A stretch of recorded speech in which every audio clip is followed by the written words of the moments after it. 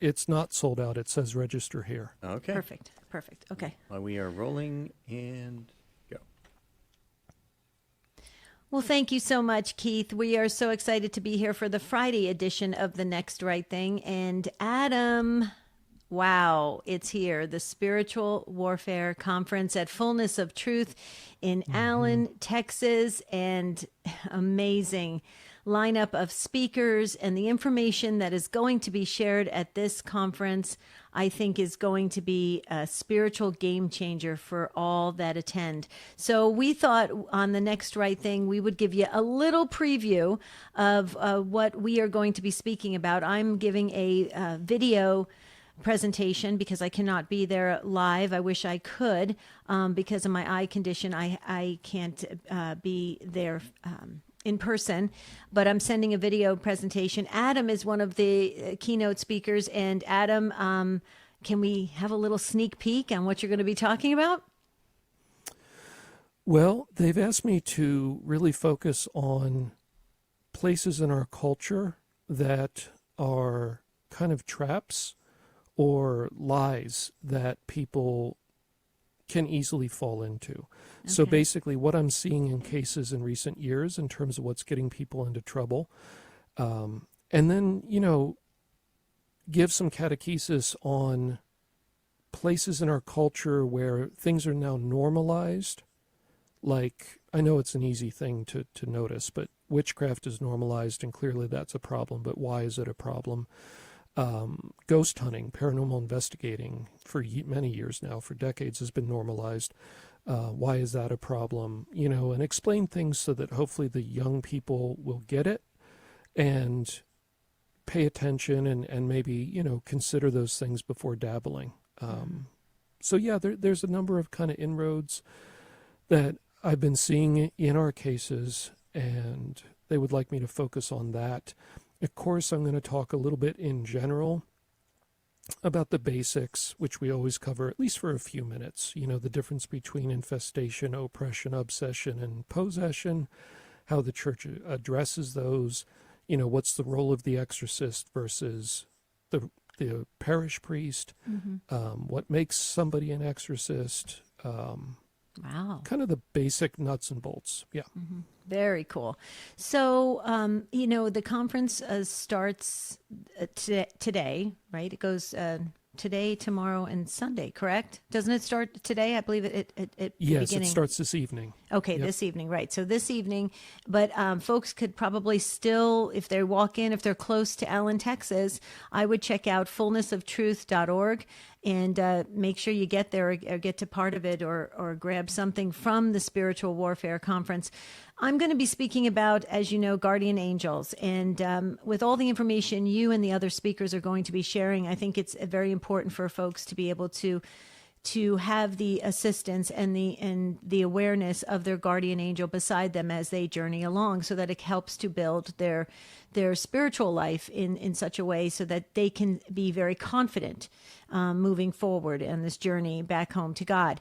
And so I'll be sending in a video talking all about how to do that on a regular basis, the practical steps to really get folks in that frame of mind each and every day. I'm excited about that. I was very disappointed when I couldn't go to the actual conference and speak, but to know that I could send in this video really was it really brought me great comfort, Adam, because you know how I feel about this. The information that you and the other speakers are going to be sharing is information that we need to hear of what we're up against. But I also think it's very important to remind everyone, and this includes our Morning Joy listeners during this Next Right Thing segment that we're giving you a little preview of this Fullness of Truth conference coming up this weekend, that having your guardian angel beside you is very comforting, and to know that guardian angel is there just for you, and that guardian angel is not going to leave you, and the mission for that guardian angel is you. And so all of this I wanted to communicate, and I was able to do that thanks to the kind folks at Fullness of Truth. And by the way, I do think that Fullness of Truth conferences are very anointed conferences. The two in particular of the conferences that I in the past that I got to speak at, I had miraculous encounters. And so and I know that other people have said that when they leave the conferences, they feel very much changed in a good way. And I just believe they're anointed. So I just want to say, kudos to the Fullness of Truth team. I know you guys listen to Morning Joy, and I just think it's wonderful. So if Fullness of Truth comes to you in your area, your city, your town, or your state, please check it out, fullnessoftruth.org. They have conferences all year long. What do you say? Yep. So, Deb, I know there's a lot of people that look forward to meeting you in person, and I'm sorry they're going to miss out on you being there, but I appreciate that you're putting your talk on video for us, and I know you can't help the situation that's keeping you from coming, and that was not a foreseen situation. So, we're going to miss you, but Thanks. hopefully we'll be out on the road with another conference maybe later in the year. Yeah. You touched on something really important. Tell me. That is, that really spiritual warfare is not about the demonic. It's about conversion. So, what you come to understand over the years is that it's not about the dramatic confrontation with the demon. It's more about that person's growth, them repenting of their sins, forgiving others, striving after holiness, living the sacramental life. That's what lays the groundwork for them to be freed. And if you don't do that, you could pray all you want, and it's not going to be resolved.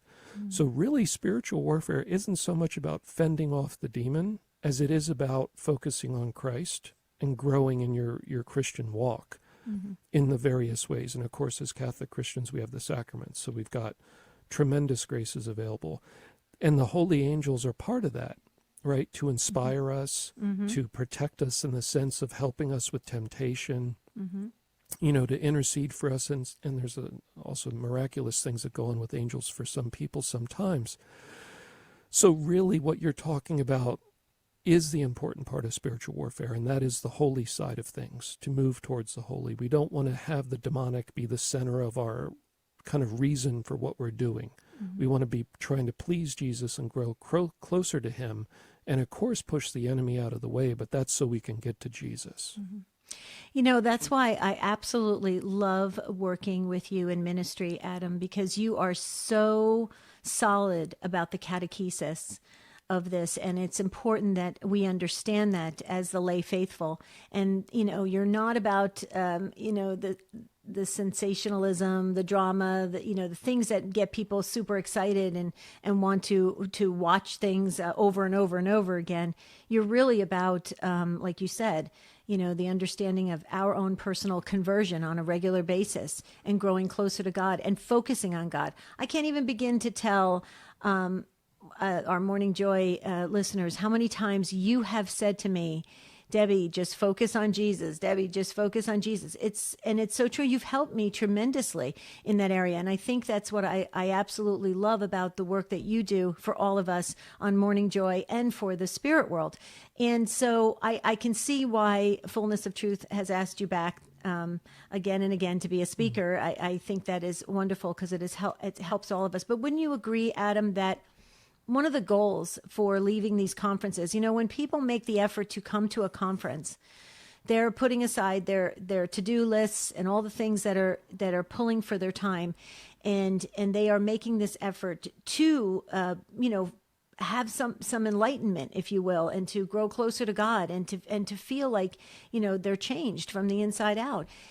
And I hope and pray that everyone that attends, that is exactly what happens to you when you finish the weekend, that you feel like it was well worth it. You feel like you have some new information. You feel very confident. I think that's the key word for me that I want to share is I want folks to feel confident in their spiritual life. Can you speak to that, Adam?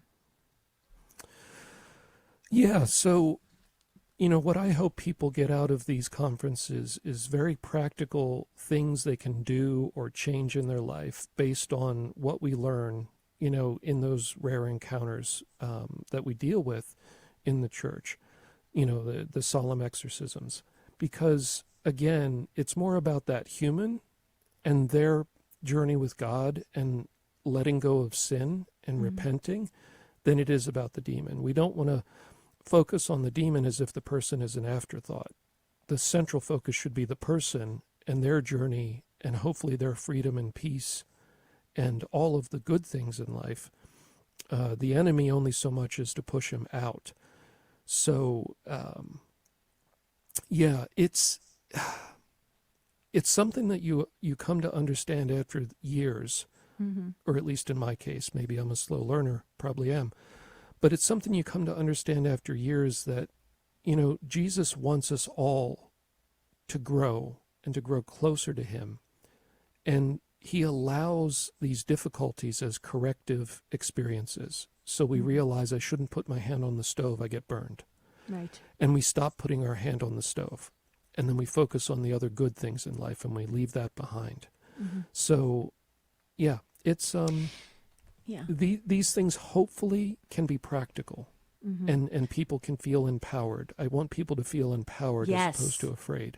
Yes, empowered. Good word. I said confident. You said empowered. I love it. Adam, talk a little bit about our mother, Our Lady, involved in spiritual warfare. Sure. So, of course, here we are in Advent. And one thing that we talked about on our last The Spirit World was exploring that, and we've talked a little bit during the week, exploring how Mary plays such a role in Advent. And of course, it's a waiting for Jesus. So here she is, she's pregnant. We're moving towards Jesus being born. She is wrestling with everything that goes with that. She has said yes to God in a very special way. She is dealing with those consequences. She's carrying her own cross in a sense. The sacrifices that she was making in her life. She's taking a risk for Jesus. By saying yes to God. There was danger in that because she wasn't wed yet. And then, Mary was created, the Immaculate Conception, without original sin. And we talked about why that might be, and that is that Jesus, fully human, fully God, his body was knit from her body because he grew within her, right?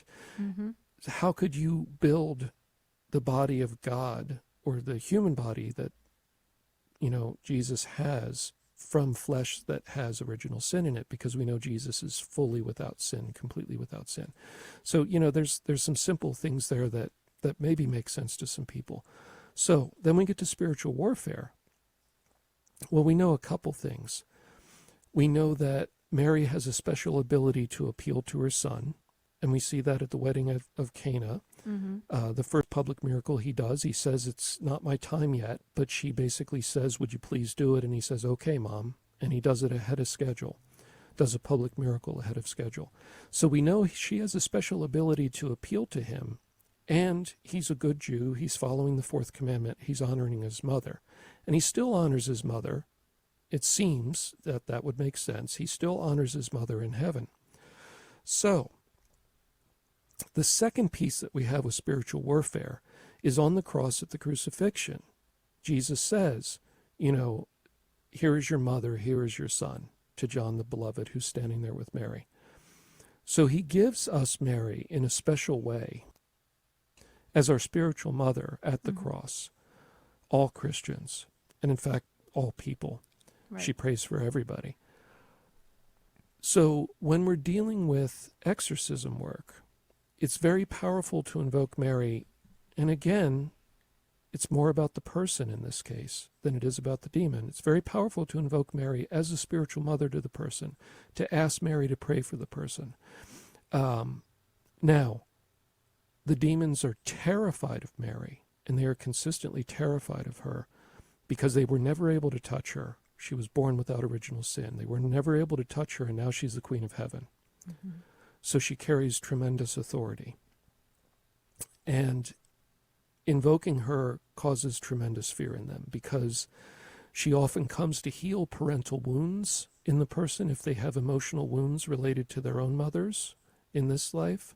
She comes to heal those wounds. She's the undoer of knots and difficulties. Mary, undoer of knots, is one of her titles.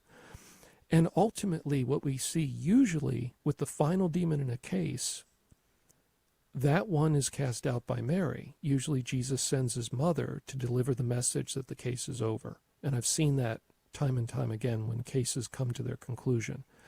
And of course, cases take months to years to resolve, of weekly sessions. It's a long process, but you eventually get to see the end of it.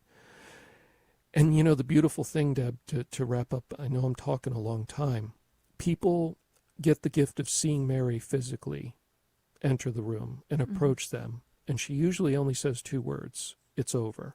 And in that moment, the final freedom happens, dramatically, permanently, powerfully. There is zero talkback. There is zero hesitation. It is, as she delivers her message that it is over, it is over. It's like done now. It's not later. There's no struggle. There's no nothing. And in that moment, the person is transformed. So she has a big role to play in certainly in solemn exorcisms and in deliverance in general.